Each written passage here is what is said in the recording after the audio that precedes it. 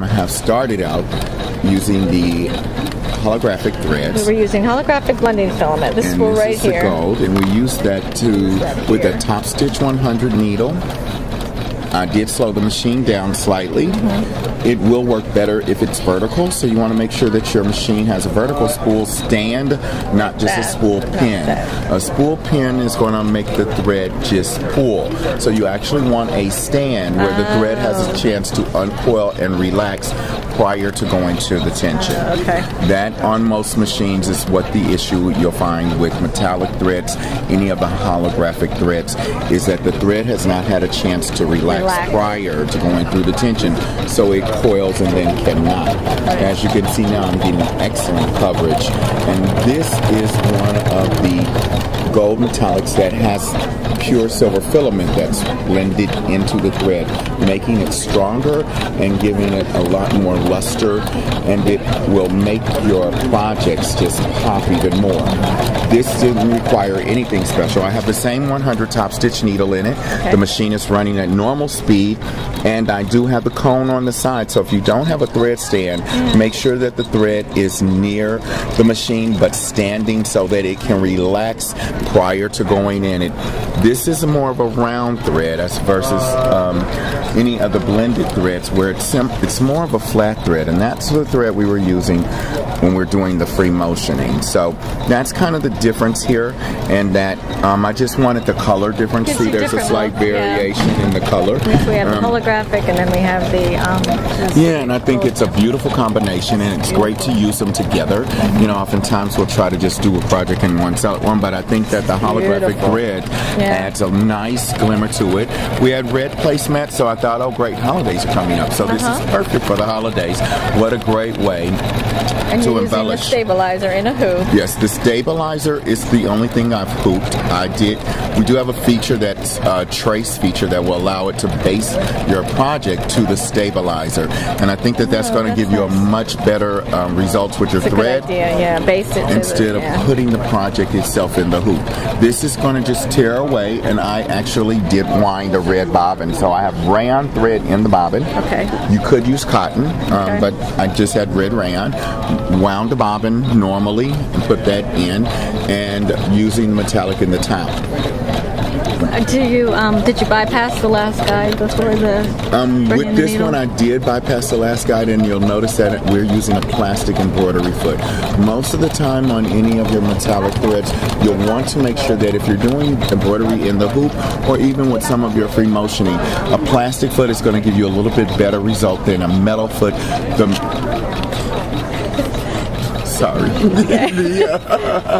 The plastic feet allow the thread to glide. The metal feet can cause it to snap because you again have metal to metal. And anytime you have that kind of friction, and this machine can go up to 800 stitches a minute.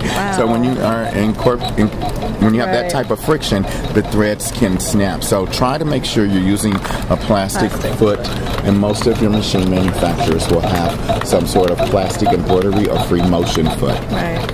As you see, I did reduce my presser foot pressure, which is one of the wonderful things about a Janome machine, is that we do have a mechanical feature that allows the pressure of the foot to be raised or lowered. And because we're working on this surface with such a dense stitch, I did want the pressure a little less so that it glides more over the top and gives you much smoother results. Keep in mind when you finish that you're going to want to do any of your trimmings. This has an auto trim feature in it, so I don't have a lot of jump stitches that I have to worry about once it's finished. And the design calls for a couple little flowers to go inside, so I think I'm going to use one of the greens in the hollow shimmers and one of the reds in the hollow shimmer, even though it's on red.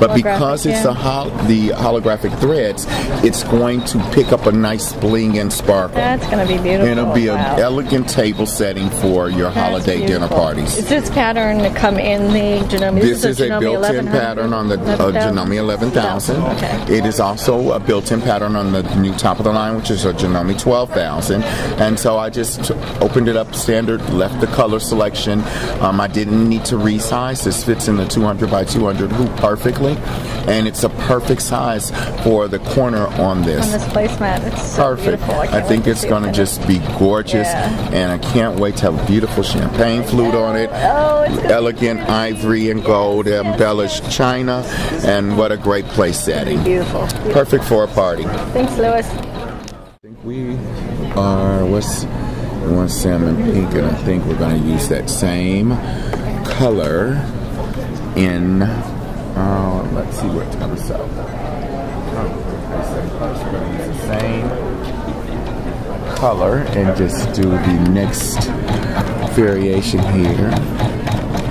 And I really like how that's kind of poinsettia looking, you know, even though it's not. Right. It's actually a little rose. However, due to your color choices, you can get it to look that way. And I think it looks beautiful. And it's added a great luster and a great sheen. And as you can see, it's just sewing along without any problems. We still skip the last thread guide with this thread. And again, the machine has been slowed down, and we are. And what size needle did you say you're using? This is actually a 100 top stitch needle. And we're finished. So we're going to just take that out, and there's our beautiful. Oh my gosh, that's beautiful. Placemat for our holidays. That is stunning. Now, of course, me being me, it's still not glitzy enough. So I would add a few crystals in the scrolls just to bling it up a little bit more. And then I think you're done. And I don't know if you know, Louis, but chronic metallic threads are hand and machine washable.